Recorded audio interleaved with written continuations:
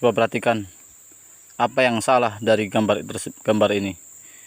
Ini kebun terlalu bersih, semua gulma dimusnahkan. Nah, lihat, saya mencabut rumput sebuah gulma Nephrolepis biserata. Oke. Nah, teman-teman semua, pada episode kali ini saya akan membahas perihal pentingnya peranan tanaman penutup tanah. Nah, tanaman penutup tanah di belakang saya ini adalah tanaman sebuah gulma, termasuk gulma, tapi gulma ini gulma yang menguntungkan.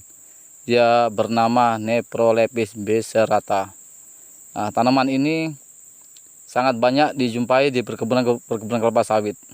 Tetapi sayangnya gulma ini banyak disemprot atau dimusnahkan karena dianggap tanaman yang semak.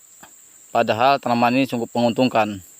Nah, mari kita lihat bagaimana sih seharusnya kondisi tanaman kebun kelapa sawit kita. Nah, ini seperti ini contohnya teman-teman semua, sahabat petani.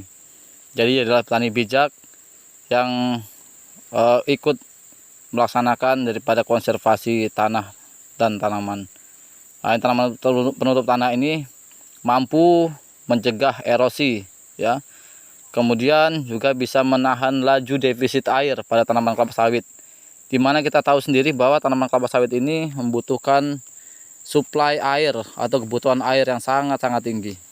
Mengapa demikian? Karena perakarannya adalah perakar serabut yang dangkal, paling pun tidak lebih dari 1,5 meter kedalaman perakarannya. Dia perakarannya menyebar.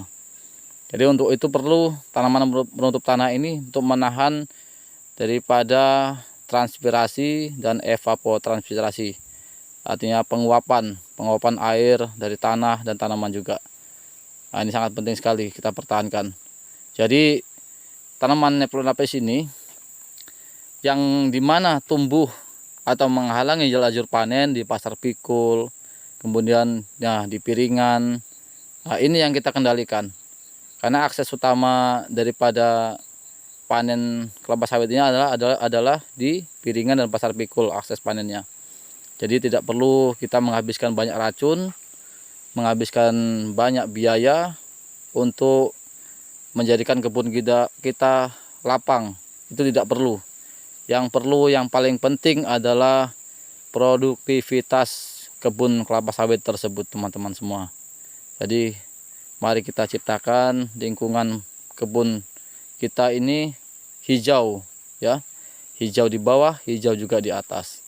Mari sama-sama kita belajar bersama di sini, mengedukasi para petani lain agar menjadikan kebun kelapa sawitnya lebih produktivitas dan lebih konservatif. Nah, jika kita baca pada artikel ini bahwa sesungguhnya gulma ini juga mempengaruhi neraca air yang terjadi di kebun kelapa sawit menghasilkan, yaitu dengan mengurangi terjadinya defisit air tanah pada musim kemarau atau pada bulan dengan curah hujan yang rendah. Penanaman Nephrolepis biserata sebagai penanaman penutup tanah di kebun kelapa sawit mampu menahan laju defisit air sebesar 36,7%.